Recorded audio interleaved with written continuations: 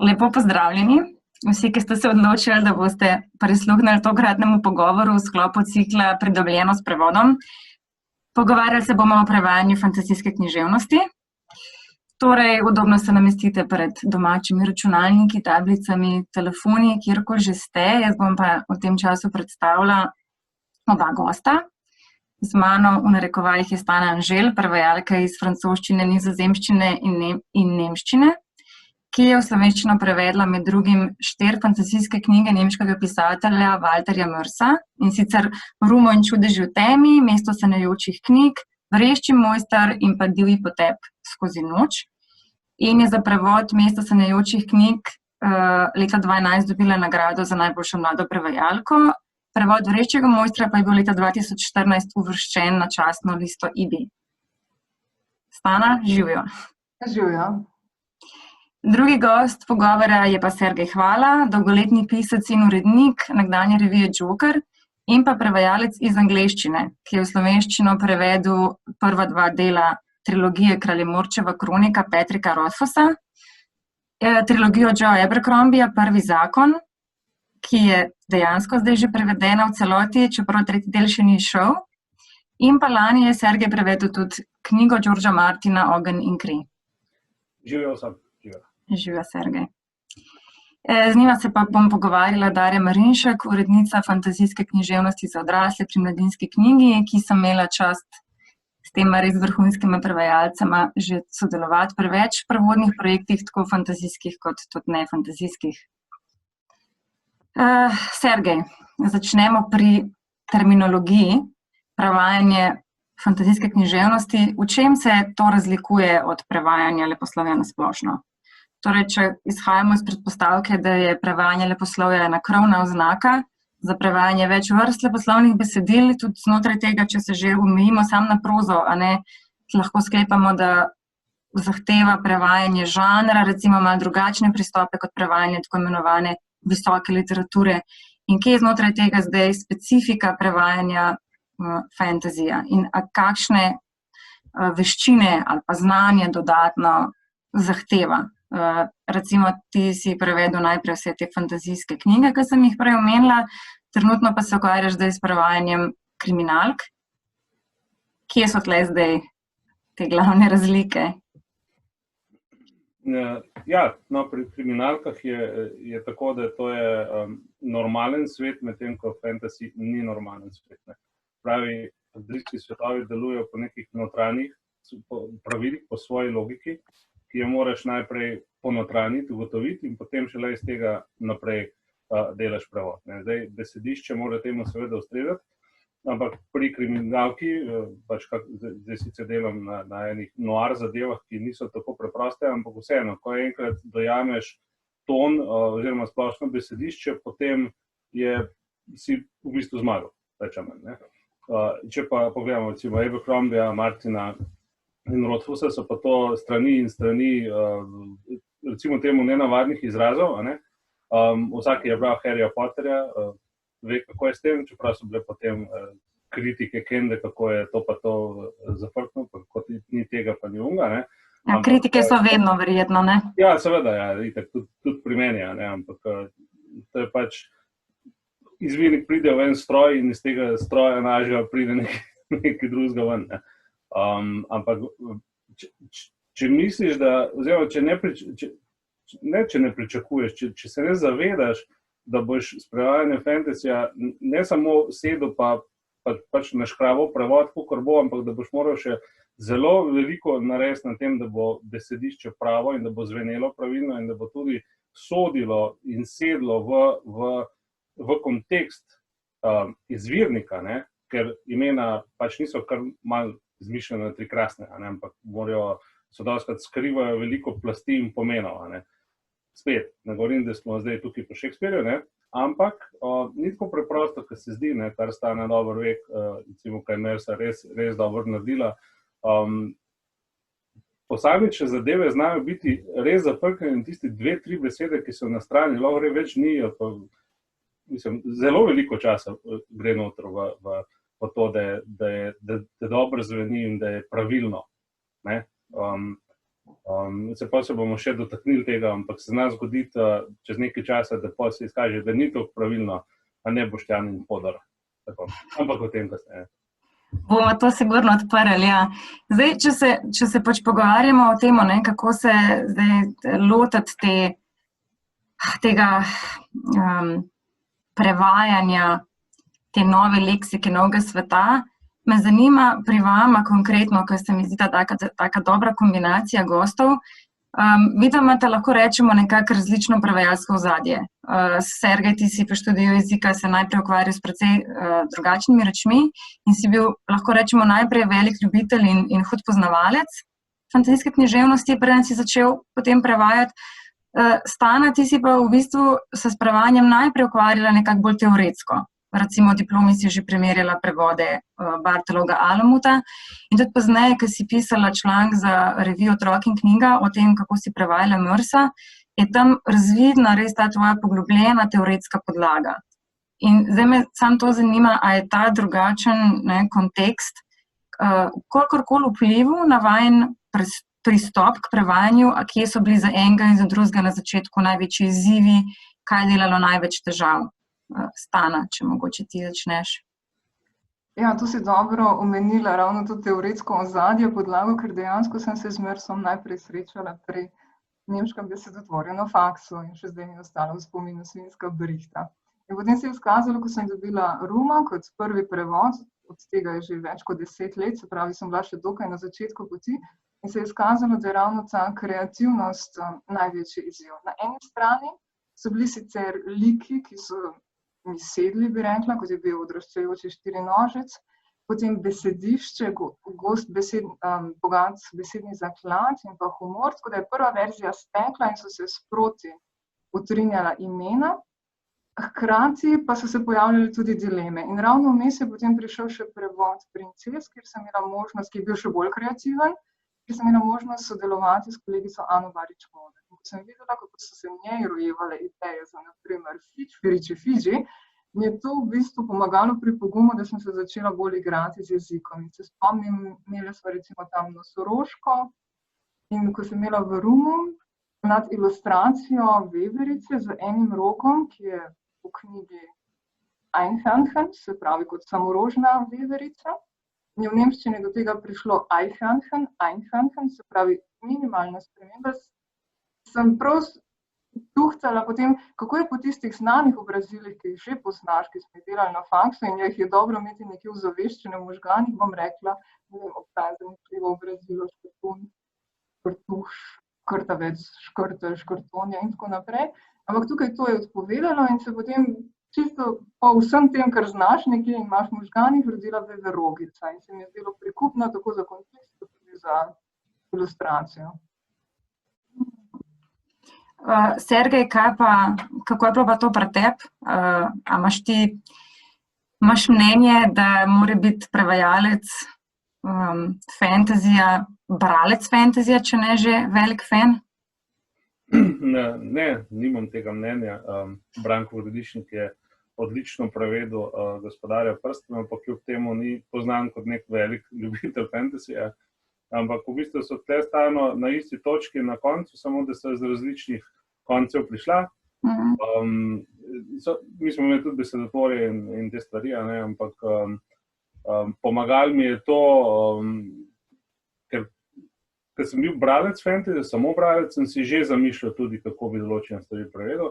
Spomnim se recimo, ko sem na eni avtobusni vožnji v Ljubljano, sem bral še zmeri Georgea Martina, se pravi, Pesem ledu in ognja in sem prav razmišljal, kako bi to zvenelo v slovenščini, Boštjan, ki mi je potem vzel prevod, ne, se mi ni. Ampak na koncu smo lepo šli tukaj skupaj, ampak sigurno pomaga in mi je pomagalo, da sem imel že v podzavesti ogromno enih zadev, zdaj, ali samo v angleščini, ali moje pobožne želje, kako bi to zvenelo v slovenščini, ampak leta pač branja tega žanra mi je ogromno dalo in zdaj, ko sem to združil še s strokovno podlago, ki sem imel še s faksa, mislim, da je bila dobra kombinacija, ampak sem kot prstani isto, samo začetek je bil drugačen. Ona je najprej bila strokovno podlago, pa potem nekako, mislim, nam rekel temu fenosto, mogoče pa tudi, no to boš ti povedala, a ne?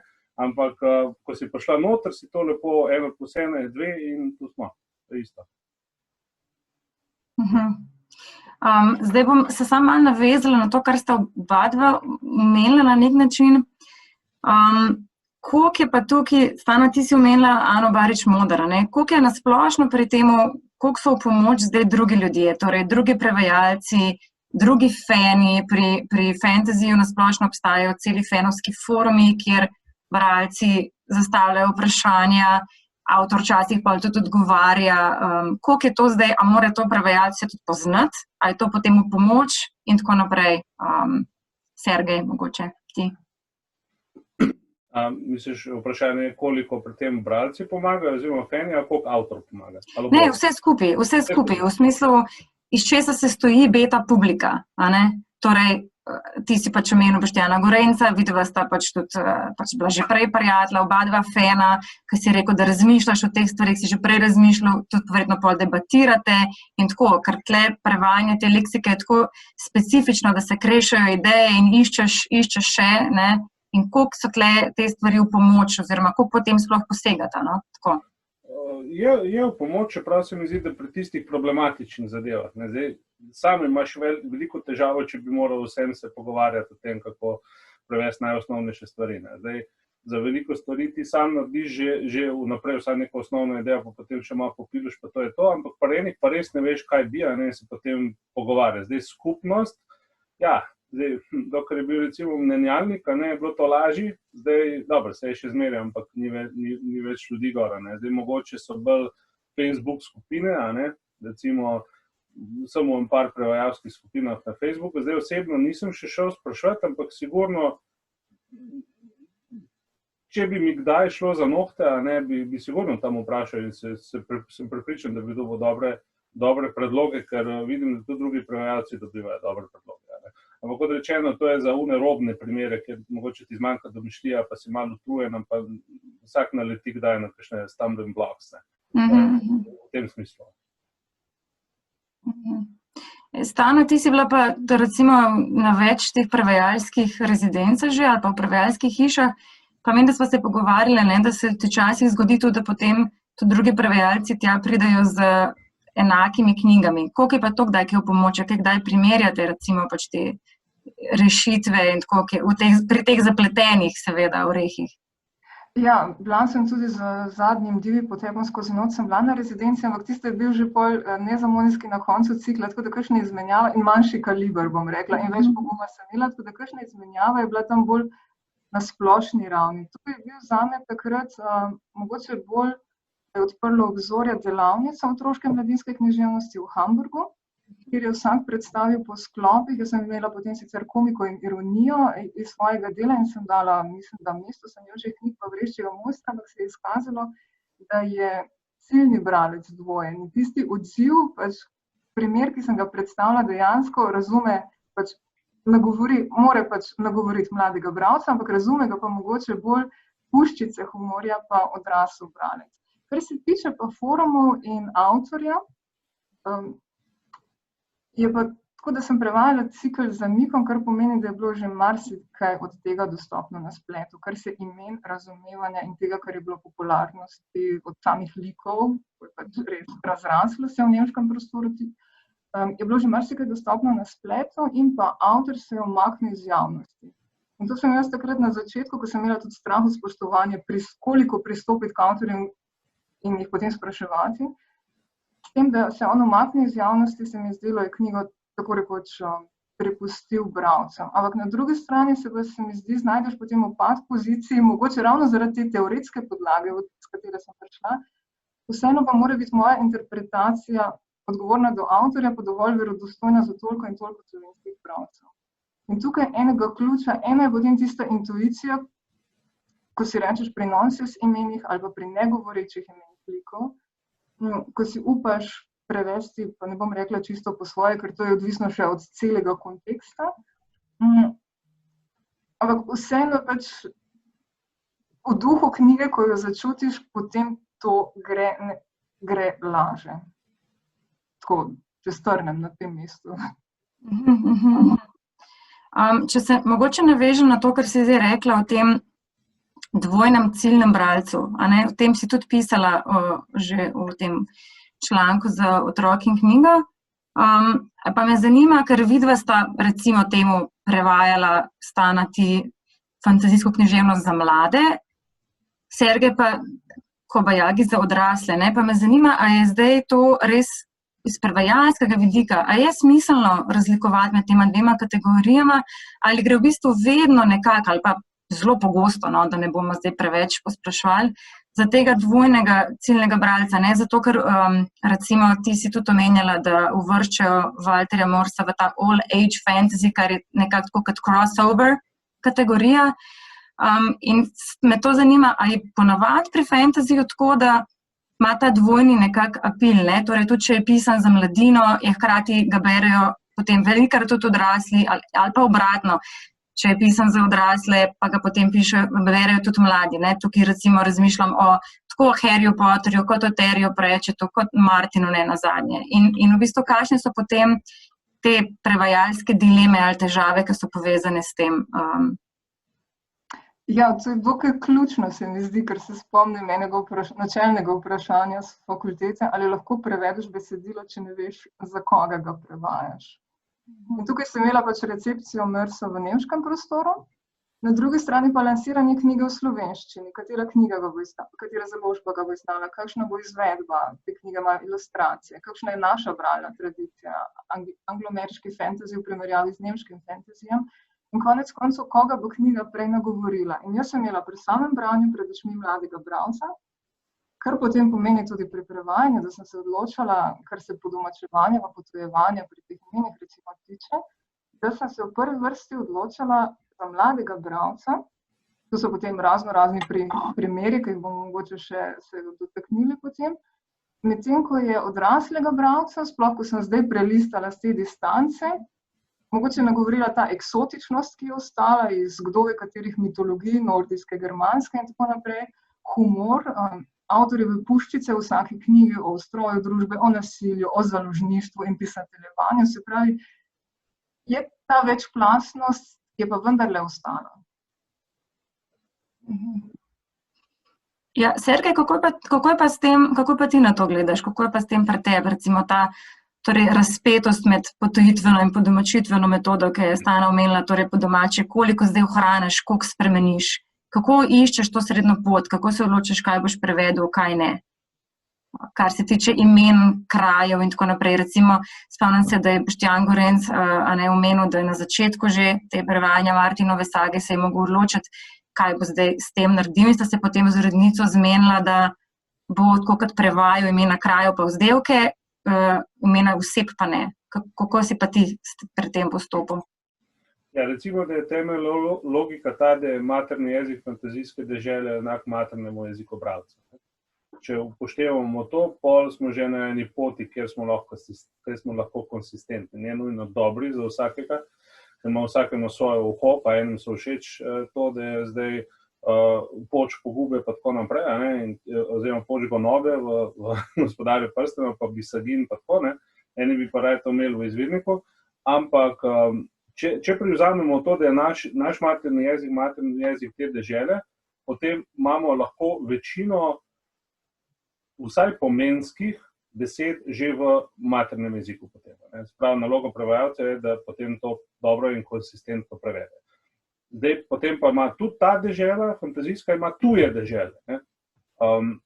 Recimo, v primeru v Gospodarju prstanov so pa recimo vilinščina. Zdaj, a bomo za to prevedli, ali ne bomo? Ne bomo, zato ker vilini niso domačni oziroma so drugačni. In potem iz tega pač nastane, da tega ne prevajamo. Isto imam recimo v Abercrombiju, kjer je, ne vem, recimo Midland, recimo, da je osnovna dežela Abercrombija, neka srednja Evropa, Nemčija recimo temu, od tukaj tudi imamo priimke, kot je Dan Luthar in tako naprej. Ta Dan je plemiški naziv v bistvu, oziroma naziv, ki ga uporabljajo višji sloji, oziroma členek. In če to prevedem potem v Srednjelandijo, potem to nam domačno zveni, enako kot je angleškemu bralcu domačo zveneno Midland. Potem imamo pa razne oddaljene otoke in oddaljene dežele, ki pa potem tudi angleškemu bralcu ne zvenijo domačno, therefore tudi slovenskemu bralcu naj ne zvenijo domačno, therefore si ne izmišljujem nekih x pomenov, zato ker v bistvu so tudi avtorji hoteli, da so to eksotične dežele. Okay, to je neka temeljna logika, ki se mi zdi kar v redu, so pa tudi drugačne mnenje, seveda. Odvisno od dela in tako dalje. To je tako, recimo, pač Dothraki, ne, pri Martinu se pač ne prevaja, ker je tudi angleškemu bralcu ničesar ne pove, ne, in ima pač svoja pravila, svojo leksiko.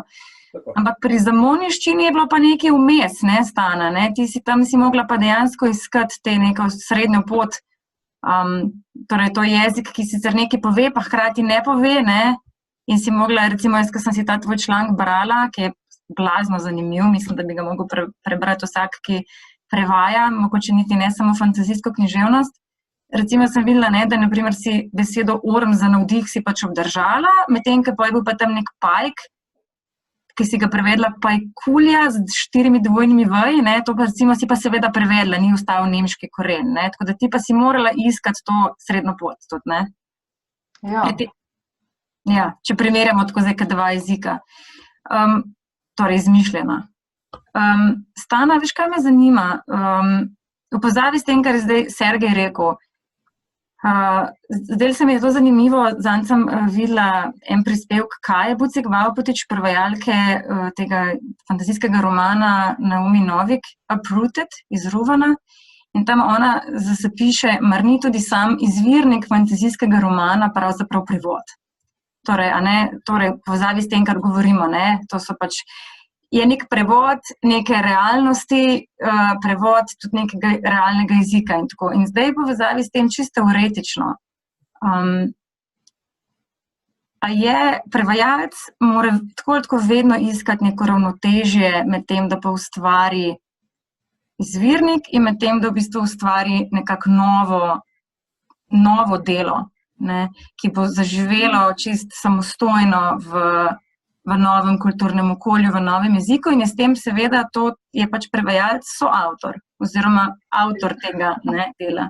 In zdaj me zanima, se ti zdi pri fantazijski književnosti, kjer gre za vse to, ne, za prirejanje prevoda, za izumljanje nove leksike, novega sveta, da v bistvu je to avtorstvo še toliko bolj legitimno in da ima v povezavi s tem prevajalec na nek način večjo legitimnost, več svobode, pri tem, da se odmakne od izvirnika? Zdaj, ko si ravno omenila članek Kaje, je zanimivo, ker je tudi Mesta sanjajočih knjig v bistvu ni napisal Walter Mörs, ampak Blagodat Basnodolski. Walter Mörs je potem samo prevedel iz zamonjščine v nemščino in jaz pa potem iz nemščino. Ker pa je že ta pozicija, kjer štartamo, da ne jemljamo vsega tako zelo resno. Ampak potem pa ko sem zdaj gledala z distance na ta 4 dela, jaz se vedno čutim samo kot nekdo, ki posoja glas različnim avtorjem. Mogoče zato vedno pogledam, na kakšen način lahko, s kakšnimi argumenti in refleksijo upravičim svoje rešitve. In je pa seveda jasno, da vsak prevajalec da svojo poetiko v prevod. In ko sem zdaj se vzela z distance na ta 4 dela, je v bistvu bilo v Mestu sanjajočih knjig eno mesto, kjer je po mojem mnenju prišlo do priredbe. Če gledava zdaj soavtorstvo v smislu sokreiranja besedila na čist taki ravni, ko daš nekaj že bolj svojega, čeprav je ideja še avtorjeva, tukaj je mogoče prišlo do tega soavtorstva v smislu prirejanja. Ampak to je bilo na enem mestu, vse ostalo, ja, tako bom rekla, v primeru, ko je bilo treba recimo nemške recitale pesnikov, v katerih je bila mogoče še besedna igra in so bili še vpeti v zamonijski svet, da so jih recitirali bukvomani, ki so imeli še pač svojo figuro. Na drugi strani pa imaš potem nabor slovenskih avtorjev, ki imajo pač svojo zgodovino, svoje vzdevke in potem imaš še mogoče tam sodbo, prekleto knjigo ali pa usekana ta in ta in kako boš potem še to nekako zgradil in še tudi samo, s čim se boš igral, na kaj boš to besedno igro v bistvu navezal. Zdaj to zelo na široko govorim, ker nočem razkrivati svojih primerov, ampak enega sem v članku, no? Ker to je bilo tudi zame v bistvu velika dilema, do katere iti. Ampak ko je bilo tako smešno na nekaterih mestih, na tistih, kjer se je tu dobra rešitev našla, ali pa sploh, ko tisti recitali niso bili prevedeni iz nemščine, in je bilo pač cel kos, mogoče 4 vrstice klasika, ko sem vedela, da ga bom obdržala, če se bo Sultanu še kdaj pojavil v naslednjem delu, isto sem potem 4 vrstice prevedla. Ampak tam, kjer se je pa prav klicalo, je potem, da moram najti en slovenski ustrezek, tam recimo, da sem si upala. Ja, skratka, se ravnaš po v bistvu efektu, ki ga bo to imel na bralca, ne? Da ohraniš v bistvu nek ta duh, ne? Torej, splošni vtis, če mora biti zabavno in če dobesedni prevod tega ne bo slovenskemu bralcu nič pomenil, torej mu ne bo zabaven, iščeš rešitev, ki bo pač imela enak učinek. Tako, ne? Mogoče še predvsem zato, ker sem imela mladega bralca pred očmi. Mogoče starejši bralci bi pač videli več, ampak tukaj je morala pa pač ta fora stati konec koncev. Ja. No, če gremo zdaj od te teorije, ki je v bistvu že vmes postala praksa, zdaj bolj čisto praktičnemu vprašanju, kako se lotita torej tega grajenja novega sveta, nove leksike? Ko se srečata zdaj s tem, ali si delata slovar, a to grajenje besedišča in sveta, a to nekako nastaja sprot, ali se to najprej 5-krat preberete knjigo, pa si to najprej zgradite, da je pol lažje prevajati? Ne vem, Sergej, mogoče ti poveš. Bodi si za Rothfusa, bodi si za Abercrombija, saj ne vem, verjetno je metoda podobna. Mislim, to bom zdaj najbrž vsak svojo metodo, a ne moja je taka, da najprej preberem, če se da 2-krat svite te stvari, ki sem jih prevajal, sem že prej prebral, pa sem jih pa še enkrat prebral, ne, in to je zdaj, se mi itak spravi podzavest. In pa premort in grem, ne, to je to. In zdaj, pa lovim približno, pa tudi po ponovnih branjih, ki jih je kar nekaj, ne, lovim tisti občutek, ki si ga prej omenjala, ne, s tem, da je zanimivo, čim bolj sočno tudi v slovenščini, in to je to, sproti gledajem slovarne. Posebni dokument je in potem pač po abecednem redu ali kakorkoli, jaz imam več po tematskih sklopih, pravi imena, zemljepisna, 3., 10., kdo koga vika pa tika, kar je kar problem se je izkazal, ne, pri vseh teh kraljih in princih in gor in dol, angleščini tega nimajo, ne, v slovenščini pa to postane prav en podtekst, tam pa se, kdo bo zdaj koga kdaj vikal in koga unikal in kdo kdaj koga neha vikati, če sta bližnja, pa nista, pa tako naprej, ne. No, to je tudi ena zanimiva zadeva. In tako, potem pač to raste. In potem samo usklajuješ, usklajuješ za nazaj, ne, da ni eden čistih zdaj postal njegov glas, pa seveda med posameznimi deli tudi, ne, da imaš pa recimo na koncu že kar en špeh tam iz teh izrazov, ne. Ampak se ni nek rocket science, ne. Pač počasi raste, organsko in na koncu imaš zadevo narejeno. Ja, glede tega vikanja in tikanja sva imela verjetno ti in jaz kot prevajalec in urednica precej več debat v smislu odnosih med temi liki, ki si omenil kot verjetno avtor in njegov urednik, ne? Ker pač na koncu ti že to moraš bolj razdeljati zaradi teh nians, ki jih na primer v angleščini ni treba upoštevati, ne? Ja, zdaj recimo kot primer Abercrombija 3., ko se zgodi, da nočem ničesar pokvariti, zato ne bom tistim, ki še niso prebrali, ampak ko se zgodi preskok statusa določenega lika, ne, kdo zdaj koga vika in koga zdaj ne vika več, ne. Zdaj pa kar naenkrat, ga stari kolegi vikajo še, a ne, pa ko postane, ko nekdo dobi višji čin, na kateri točki zdaj stari kolegi nehajo tikati tega, ki ni več njihov kolega, ampak v bistvu je še zmeraj kolega. Težava, ne. Pa spet greš po občutku, pa pač dobiš feedback od urednice, ne, kar je tudi zelo uporabno. Ja, na koncu pa vedno pri občutku se mi zdi, pri vseh teh teoretičnih razglabljanjih, strokovnih, na koncu priješ do občutka, ja. Ampak tudi občutek je nekaj, kar raste s kilometrino, tako da to je vse seveda prepleteno. Stana, no, kako je pa pri tebi s tem grajenjem tega sveta? Podobno kot pri Sergeju? Jaz sem se pri Zamoni tudi delala slovarček, pobuda je pa bila že zato, ker je bila prva knjiga že prevedena, Darko Dolinar je že prevedel, s tem, da jaz priznam, da sem izgubila niti in sem morala delati pač več verzij svojega prevoda. Ampak mislim, da je to po obsegu še zmeraj je bilo znosno. No. Rumo kot največji je imel nekaj čez 37 avtorskih pol. In zato, da sem imela potem vse niti pa junake, potem, ko imaš razdelano tudi, kaj se na koncu zgodi, mi je bilo potem lažje v drugo še enkrat iti skozi, ko že v prvo imeti pred očmi, kaj se bo potem zgodilo. In ravno ta razmerja se ponavadi šele na koncu pokažejo, točno, ko začutiš, da so se bili vendarle v dobrem odnosu, ali pa ko začutiš, ko pride do preobrata zgodbe, kar pri Mrsu ni bilo tako neredko, bom rekla. Torej, na koncu, ko knjigo prebereš, ampak na koncu, ko knjigo že prevedeš. Preverjam jo že prej, to je jasno. Ampak še kljub temu, ko ustvarjaš, meni se dogaja, da potem, ko je tista prva verzija, da mi je lažje v bistvu, do neke mere, bom rekla, lažje mi potem iz tistega graditi naprej. Kako je pa zdaj z, recimo temu navdih pri grajenju te kompleksne leksike? Odkje vse jemljeta ideje? Sergej, recimo, če bi mi dva, pri tebi sem bila, kot ti dobro veš, čist fascinirana takrat, ko si mogel pri Rodfusu prevajati en daljši odlomek, ki je bil pisan v, recimo, temu nižjem pogovornem jeziku. In to je se mi za slovenščini, ki ima tako diskrepanco med tem knjižnim, pa pogovornim jezikom in potem zdaj, kako postati konsistenten, to je problem, ko to moraš pa res obvladati, da se ti ne zgodijo nihanja, si ti potem se zatekel v rodno idriščino.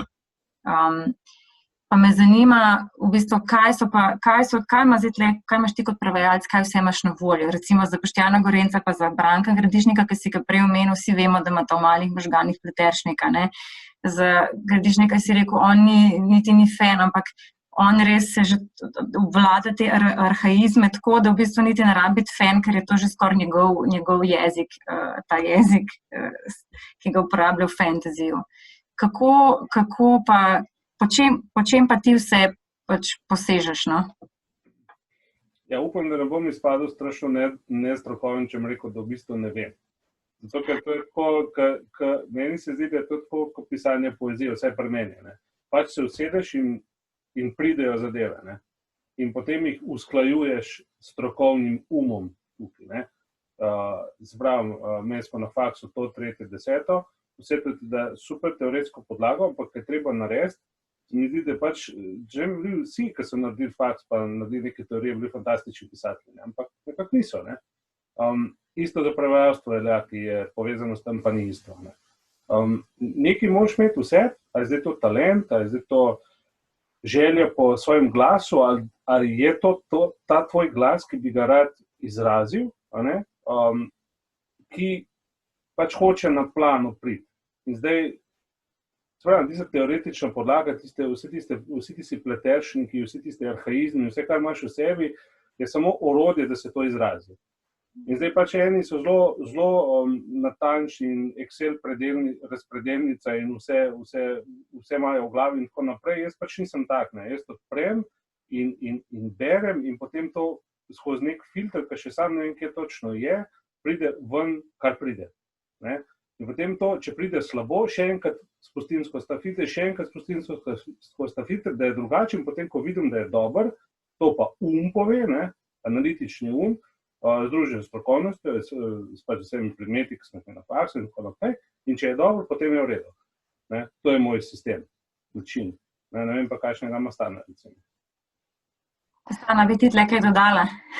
Ja, mogoče pri Vreščem mojstru je bilo ogromno rastlinstva, sicer značilno je, da ima kar odstavek, v katerem potem našteva. Ni rečeno, da se bo katera od teh rastlin potem še pojavila ali pa kakorkoli osamosvojila, in se spomnim, eno je tisto, ko veš, kaj imaš na vrtu in kaj imaš v trgovini in kaj si včasih nabiral, ampak in kaj si daš v SSKJ pod kriterije rastline. Vem, da sem točno tako iskala in potem si še dešifriraš, kaj v izvirniku, ampak v končni fazi se spomnim, ko sem ravno zdaj listala kot priprave za to, pomagalo mi je pa tudi, da imaš tako v glavi, kako funkcionira ta šala. Se pravi, gre zdaj za aliteracijo, vem, da je bila na Vreščema vrt, v katerem je imela medicinski razdelek in tam je bila rastlina dandistel. kar pomeni črevo, in osac se predstavljaš potem, kako to prečistite. In črevesni osad ali pa karkoli takega, ne, eventualno, ampak mi je pa potem prevečevalo za to aliteracijo, da sem šla pogledati, kaj bi bilo kot črevesno, kaj obstaja kot podobna rastlina podzvočnosti, in je prišla potem čremsa. Se mi zdi, da fajn to potem prečisti črevesje.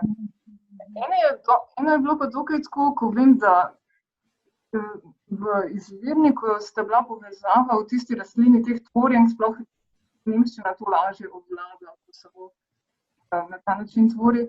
Kalin in pušeničica sta bila dana skupaj in je seveda smešno zvenilo podzvočnosti in to.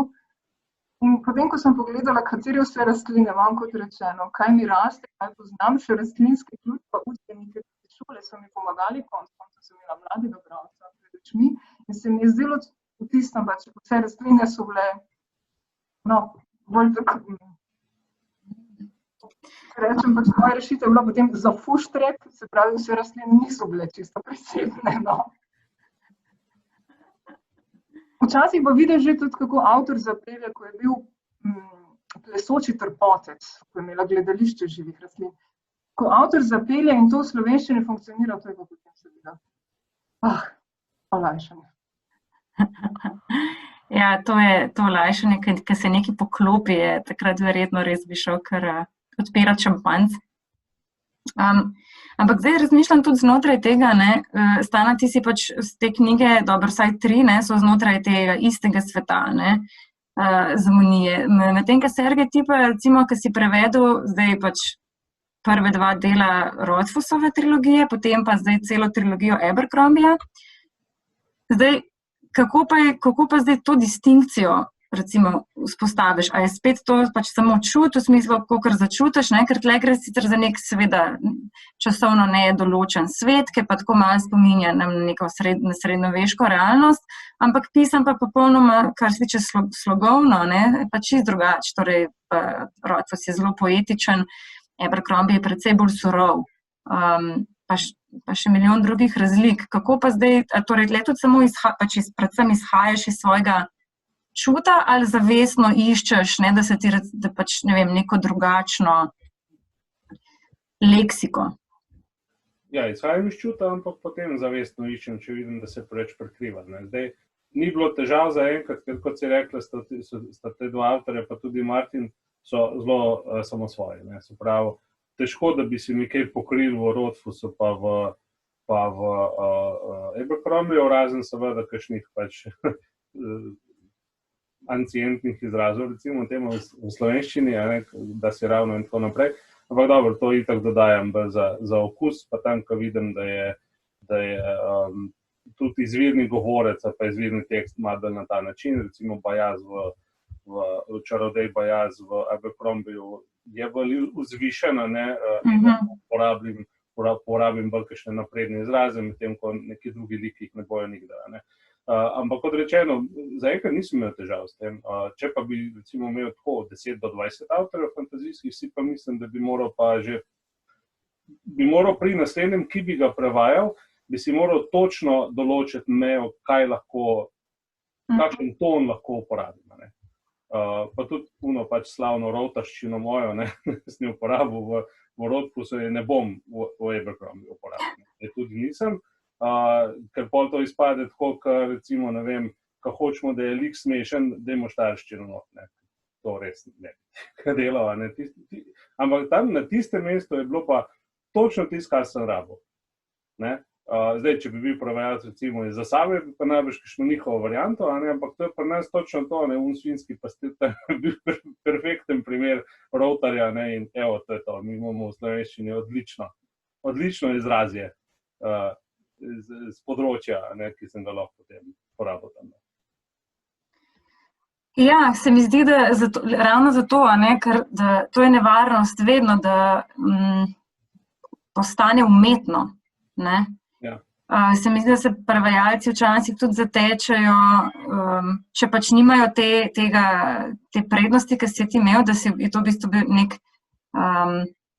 nek register, v katerem si ti čisto doma, če tega nimaš, potem se mi zdi, da se prevajalci raje zatečejo k pomoči kakšnega drugega prevajalca, ki potem tista mesta prevede, tega seveda zdaj ne sme biti preveč, da ni potem to že dvojno avtorstvo, ampak to tudi za različne literarne zvrsti velja, ne? Recimo nekaterim pač poezija ne leži, ne? Ti si imel pri Rodfusu si imel tole vabi vilo, ki se izraža izključno v verzih, ne?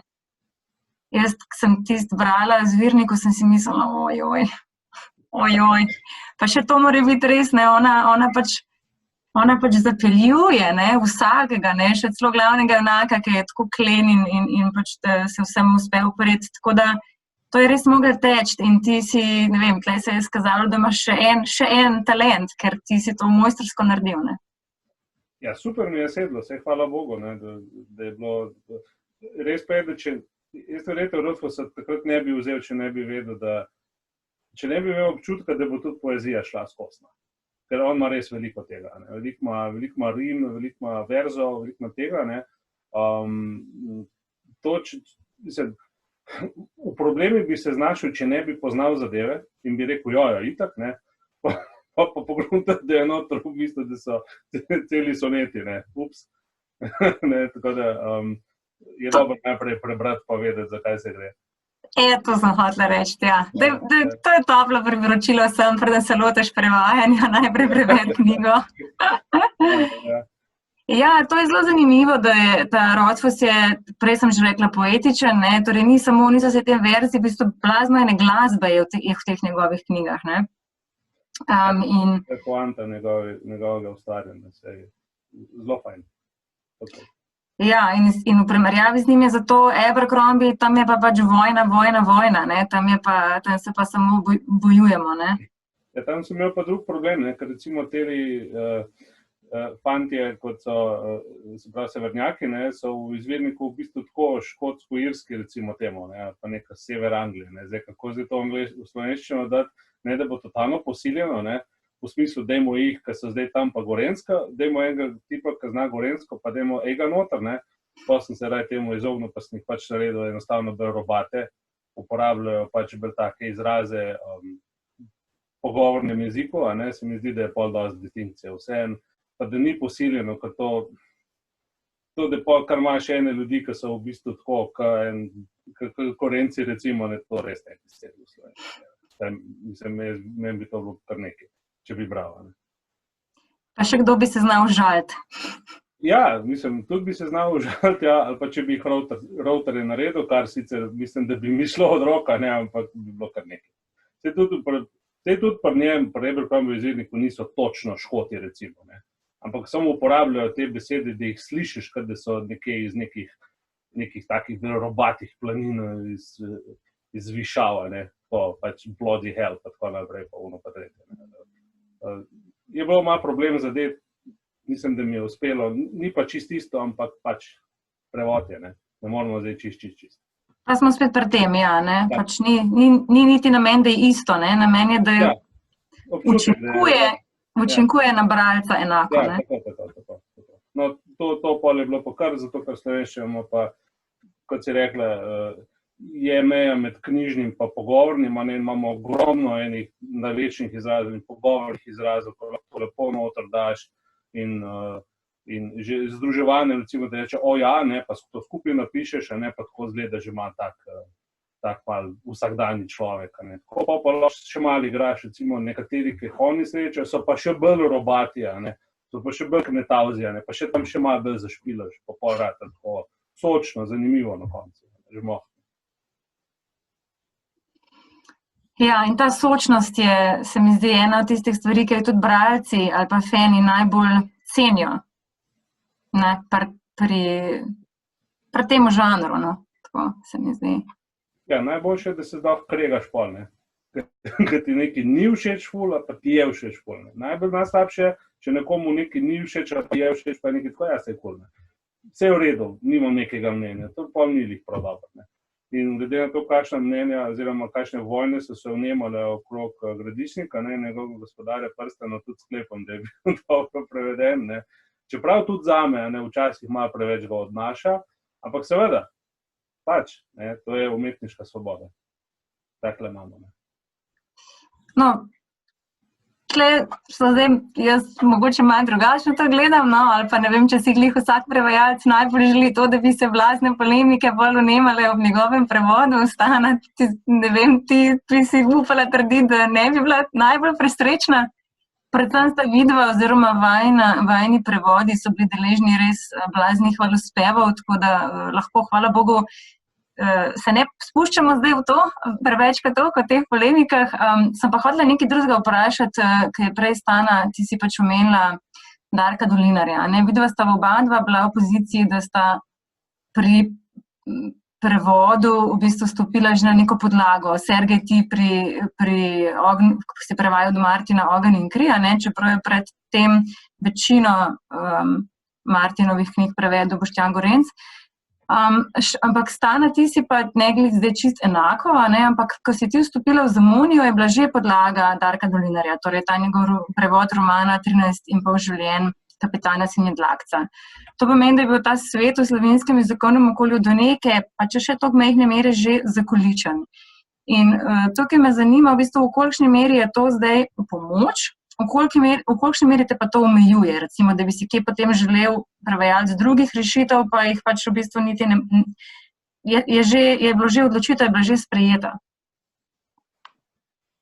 Glede na to, da sem bila takrat začetnica, sem hvaležna sprejela, kar je bilo že zakoličeno v bistvu. In sem tudi, šla sem preprosto analizirati kapitana Sinjedlakca. Na eni strani imena je skladno in se spomnim, bil je primer, pri teh ciklih, ko stranski liki postanejo pomembne in kasneje vidiš. Bil je primer raziskovalca z več možgani, ki je bil preveden kot dr. Črtomir Črnonočnik, kar je zelo dobro sedel v kontekst. In tudi nemško ime je bilo pa, bom rekla, na drugo vižo se je igralo. Potem, ko sem razmišljala, v Rumu se je pojavil raziskovalec Megle in pozneje v Mestu sanjajočih knjig pač je ta podoben raziskovalec več možgani v antikvariatu. In potem, ko sem razmišljala, v katero smer zdaj zapeljati, očitno to življenjsko vrsto, ki obstaja v Zamunji, sem šla na tak način, kot je to ustvarjal Darko Dolinar, se pravi tisti, ki se ukvarjal v Meglandiji z Meglo, je bil Mistislav Meglenčnik. Je še ena navezava vendarle na izvirno ime, ni pa recimo več prvotni, ne vem, prvi del imena je pa bil mogoče arabski ali pa kakoli drugega. In potem tisti v antikvariatu je pa bil Alma M. Akademčnik. Se pravi, to sem potem peljala naprej in ja, bom tlele zaključila za enkrat. Jaz imam eno pod vprašanje v zvezi s tem. Tale Blagograd Basnodolski, ta Lindver, on je bil recimo že preveden, ne? Ja. In to je super ime, ne, in temu se smejiš in je to krasno, ne, potem se pa seveda pojavijo še drugi Lindverni, ki imajo pač druga imena in potem pri vseh teh imenih, ki si jih potem ti šla prevajati, ne, pri njih se pač čuti ta njihova obrt oziroma je nakazano to obrtniško nagnjenje in potem je v bistvu, je pač vsem pride do razlike, ne? Res je, jaz sem si potem to rekla, mislim, meni je pač Blagograd Basnodolski, ko sem ga prvič sedel, je preprosta in sem si rekla, ker je potem postal pisateljska veličina Zamunije, lahko odstopa od tega, da nima svoje obrtniškosti v imenu, jo ima pač v tem, da je pač v basni očitno, recimo, da je začel z basnimi. Pri vseh ostalih je pa potem, ko se je cela knjiga pojavila, ker ja, v Rumu še recimo nisem vedela, kaj bomo prevajali, res je, da so ostali cikli že išli, ampak nisem vedela, jih bomo prevedli. Potem pa vidiš, da je Mesto sanjajočih knjig, kjer je Lindvern Blagograd že v prvi vlogi in še ogromno njegovih sorojakov in kjer prav pojasni to, kako so dobili ime na svojo obrtniškost. Potem pa sem vendarle zapeljala, da so bili stihobrušni in zlogodvižni na podoben način. Ja, to je fenomenalno. Sergej, ti zdaj, ali si že prebral ali bereš Stanjine prevode? Sem nadoknadil za nazaj ravno kar za temle divjim potepom skozi noč, ampak imam še ostale tudi na meni, ja, ker je mogoče ta pauza v mestu do tem nekaj koristila. Ja. Sergej, no zdaj pa da še tebe to isto vprašam, ne? Kam pa je Sergej izginil? Čakaj. Sergej? Čakaj. To meni pokaže to recording. Veš? Torej, ja, Sergej je spet z nami. Ok, sorry. Tehnične omejitve Zooma. 1, 2, 3, ok. Torej, Sergej, to, kar sem te hotela vprašati, je v povezavi s tem, kar je zdaj Stana govorila. Torej, ti si imel pa sploh specifično situacijo, ker si pač šel prevajati, ne vem, katero po vrsti Martinovo knjigo, ne, torej Ogenj in kri, na Boštjanovo podlago. Hkrati pa seveda se ve oziroma se upa, da bo Martin napisal še 2 knjigi, ki jih bo potem spet pač Boštjan prevajal naprej. Torej, je bilo tega usklajevanja veliko. A imaš mogoče kaj o tem zapovedati? Ja, bilo še dobro, da se z Boštjanom pač poznava, je bilo to lažje. Jaz sem šel na foro, da moj ego tukaj ne šteje, da če on reče, da je njegova rešitev ta prava in tako naprej, rečem jaz, ja, gospod. Večinoma so tudi bile, nisem imel, ne vem, če je bilo 1 ali 2 primera, da so se ne zapela. V smislu malo podebatirala o tem, ne? Pa so pa bile ene stvari, ki bi bile tudi za naprej, so bile moje po cool, pa bi še uporabil ene, pa pač niso bile cool, pa so se lepo uskladile in to je to. Ne? Jaz nisem imel s tem nobenih težav. Je bilo po eni strani seveda še lažje, ker veliko stvari je bilo že narejenih, poiščeš, ustaviš in to je to. Ne? Je pa res, da je ogromno enega izrazja in da celo Martin sam, ko piše, se že zapleta, ne, in ima svoje pomočnike, ki mu pol govorijo, veš, da sta tukaj pa ne morata priti v enem tednu dol, ampak bi to trajalo to. Aha, ok, bom pa pol malo drugače napisal. V tem smislu je nekaj isto prevajalec, ne. Ene stvari sem bil sveto prepričan, da sem jaz prevedel, ne, oziroma da jih je treba, ki še niso bile, pa so se pol izkazali, da so pa že bile v eni, recimo, drugih knjigi ali nekje, ne. Tako da pač dosti smo usklajevali, ampak na koncu je pol ven pošlo. Čisto. Ja, ena od teh dilem, ne, je tudi to, da če se potem pojavi nek nov kralj, pa nek nov lik, ki pa sicer še ni bil preveden, ker se prej še ni pojavil, seveda, je pa potem za to vprašanje, ampak a se bo mogoče pa pol še pojavil, a bo ta oseba ali pa ta kraj pač odigral neko pomembno vlogo v naslednjih knjigah. To pomeni, da tudi tle pol nekako rabiš se posvetovati z uradnim prevajalcem, ne? Ja, seveda, pa pač se to smo označili, se rekel, lej, teli so nove, pa je rekel, ja, super, evo, če bo še prišli, bomo to uporabili in to je to. No, tle se lahko zdaj navežem na to, da ponavadi so fantazijske knjige del enega cikla, bodisi trilogije, serije, vidva to pač oba dva dobro poznata, ne? In kaj to pomeni za prevajanje? To je potem sigurno še dodaten prevajalski izziv, zato ker se ta svet, ki ga ti prevajaš, ne gradi samo v tisti knjigi, ki jo ti pač trenutno prevajaš, ampak v vseh knjigah, ki so del tega sveta. Ne? A to pomeni, zdaj Stana, ti si prej tega se že malo dotaknila, ne? Si rekla, Ruma si prevajala na točki, ki pač sicer si v nemščini so že išle Mesto sanjajočih knjig in Vrešči mojster, sicer nisi vedela zdaj, a bo to tudi prevedeno ali ne, ampak si šla vsem potem to že vse brati? Na srečo je bilo že takrat toliko na internetu, da mi ni bilo treba brati tako podrobno in slovaškom kot Sinjedlakca. Je pa bil dober pokazatelj, se spomnim, ko so v Rumu nastopile 3 prerokovalke in z izrazom Šreks. In potem pa je v Nemčiji, pa čez nekaj let potem išel Der Schreksenmeister, kar pomeni, da so dobile takoj udarno glavno vlogo. In tam sem recimo na tistem mestu morala zelo razmisliti. Pogledala sem toliko, da sem videla, kam bo zapeljal. Lahko že z imena predvidevaš, ali bodo dobre ali slaba biti, ampak vseeno. Tam bo zapeljal te vrešče potem, kakor so nastale. Je pa tudi res, da nismo mi vsega prevedeli. Tudi recimo pravljico smo vmes preskočili. Koliko je teh navezav, ker šele pozneje potem vidim, ko se Blagorac in Walter Mörs igrajo s svojimi opombami, ja, poglejte za to Rumo stranko in to, ali pa poglejte za to tisto pravljico, ki jo nismo prevedli, ne? Nekje omeni, pač to je bilo že tako. Tisto je tako, potem nimam enega dokončnega odgovora, ali recimo tako opombo obdržati ali ne, če ni prevedeno. Vem, da sem ime, recimo, te druge pravljice prevedla, prebrala sem si, da sem vedela, če bo kdaj kakšna navezava. Ni pa še bilo do zdaj take res konkretne opombe na to, kar ni bilo prevedeno. Bilo je samo prevedeno ime. In tudi liki, ki se tam pojavljajo, no, zdaj to je tudi podvorje za meč. Liki, ki se recimo v pravljici že pojavljajo in jih nemški bralci poznajo, se mogoče pri nas, ker je spet ogromno naštevalnih odstavkov, mogoče še niso in jih ne poznajo. Zaenkrat je to pač ostalo odprto. Konec koncev, ker je bil potem tudi tako, ko sem gledala, so pa vsake knjige samostojna enota. In celo ta, da ne rečem, famozna trilogija, ko jo je pa končno nameraval zasnovati, tukaj se je pa zgodilo potem to, da ne bi bilo Mesto sanjajočih knjig, prvi del trilogije, bilo je zelo dobro sprejeto in potem je čez nekaj 2011 je potem sledil Labirint sanjajočih knjig, ki je imel kot drugi del trilogije, ki pa je imel zelo slab sprejem pri nemških bralcih. Zato se recimo v založbi smo takrat počakali na tretji del trilogije, ki pa še od napovedi 2013 še zmeraj ni izšel. Zdaj sem na Amazonu videla 2024. Zdaj v bistvu je vprašanje, ali bo tretji del trilogije res tako zažgal, da greš potem prevajati v drugi del, ker v drugem delu se dejansko, glede na vse prej, kar se je zgodilo, se zgodi zelo malo. Izvedela sem, da je bilo to namerno kot eksperiment, da v bistvu se je neke vrste recikliralo že znano.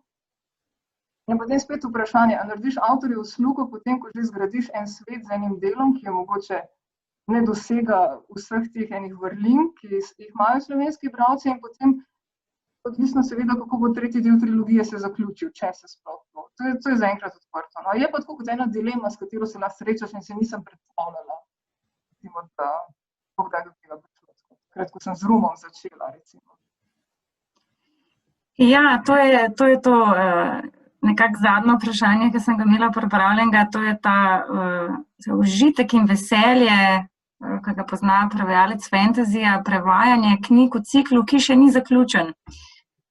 Sergej je ves čas kimal in se smehljal, ko si ti to razlagala. Sergej, nam poveš, zakaj? Zato, ker je grozno, ne. Ker, kot prvo, kot nekdo, ki ima kar nekaj izkušenj z avtorstvom besedil, ne, kot vem, avtor ni nezmotljiv, popoln in tako dalje, ne, kot imajo nekateri bralci občutek, ne. Zadeve v prvi knjigi nikakor niso domišljene kar za celo trilogijo, to je samo groba ocena, ne. Marsikaj se vmes zgodi, recimo avtor dobi otroka, a ne Rothfuss, in še enega otroka. In nikoli ne napiše zadnje knjige v ciklu. In hodi po vsem možnim in dela namizne igre in vse živo, ampak samo tizga, točno tizga, samo delati pa ne. Vse se pa napisati, to pa ne bi. Ne. In zdaj pač, ja, Rothfuss je imel, hvala Bogu, in ga ima še, forum za prevajalce, brez katerega bi mi kar malo tenko piskali, zato ker ne samo, da je res kompleksna zadeva, potem, ko se enkrat noter spustiš in vsi viki in tako naprej, tudi pol niso toliko, niso niti na polovici tizga, kar on pove na forumu, zakaj se pol to sploh gre, ker on je tako v stilu pač pride prevajalec na skupen forum za prevajalce Rothfussa, niso pač vsi, iz Kitajske, iz Grčije, Slovenije, pač vsi. In potem go pač sprašujejo ljudje, ta star, kaj pa ti tle misli? In on to, pol pa lahko bereš pol ure razlagal, to veselno. Plus to, da on doskrat reče, ne znam enkrat, ampak kar doskrat je rekel, a ja, pa res, ne. Ko sem pa jaz tle mislil, a ja, ne, veš, to pa ni bilo tako, a ja, ne, tam sem se pa preprosto zmotil. Ne? Zdaj pa ti naredi dober prevod, ker še avtor ne ve točno. Ne? In stvari so nastavljene za naprej za Doors of Stone, kadarkoli že to bo, ne? Ampak jih je šele naknadno domislil med prvo in drugo knjigo, recimo, zato so določene diskrepance med prvo in drugo knjigo. Določene stvari so pa nastavljene že iz prve knjige za tretjo knjigo. Ne? In iz druge knjige, seveda. A pa že iz prve, ne? Ker imajo določene pesmi, ne? ki morajo biti. Če jaz tega ne bi vedel, recimo bi se po moje totalno zaštrikal, ker no way, da boš to vedel, ne? Ni načina, kjer so v bistvu kodiran jezik, kodirane informacije za to, kar je on mislil v tretji knjigi narediti, pa še ni naredil. In če bi jaz imel že tretjo knjigo, bi jaz to vedel. Ne? Ker pa tretje knjige še ni, pa še dobro, da imamo forum, da je on to povedal, da je on to mislil, da bo v tretji knjigi. Ne? In sem potem pač, ker sem že imel pesem narejeno, sem jo razdrl, pa sem še enkrat prevedel, v luči teh informacij, ki jih on da. Kot primer, recimo, ne. Kako se je lahko zaplezati, pač vsem znanim primer Hodor, ne, niti slučajno. Dajmo to zdaj razkriti za tiste, ki slučajno, če kdo ne ve, no, kaj se je zgodilo. Niti ne v knjigi, ampak v seriji, ne? Ja, Hodor ni izmišljeno ime, ampak je kodirano ime z dogodka, zato, zakaj njemu pravijo Hodor, zato pa zato. Ne, ampak zakaj temu velikemu dudu pravijo Hodor, je točno vemo, zakaj mu pravijo Hodor. To ni pač en skupek črk, ki je skup padel, ne, ampak mu zato pravijo Hodor. Ne. Problem je v tem, da je pač prevajalec, v tem primeru Boštjan, prevedel to že tok in tok knjig, na kar se v seriji pove, da je to v bistvu hold the door, ne, tle zdaj nisem nič spoilala, se je serija bila že vzuni, ne, se so jo vsi že pogledali. In kaj pa na tej točki narediš? A te je kaj strah, da se ti bo to zgodilo v tretjem delu Rothfusa, če bo pač kdaj šel? Ja, mislim, če se mi bo, kaj če. Mislim, strah me ni, bomo rešili, se tudi Boštjan je rešil Hodorja, ne. Bomo že rešili, ampak hočem reči, da tudi avtor... Če ne drugače, eno pombo. Ja, upam, da ne, bomo drugače napletli. 5 klicajev avtorju. Ja. Ampak tudi avtor ne ve točno, dostikrat, kaj se je zgodilo in za ene stvari ve, za ene bo pa pol čez čas pridejo, ne, in ni vse tako clear cut, kot se zdi. No, bom tukaj zdaj postavila eno bogokletno vprašanje, pa mogoče najprej oba dva odgovorita sam z... ne vem, ja ali ne, kakor želita. Če pride do tega, ne, česar se vsi bojimo, torej, da pač avtor nekaj pozabi, spremeni, pač se zmoti, komu zdaj velja prevajalčeva zvestoba?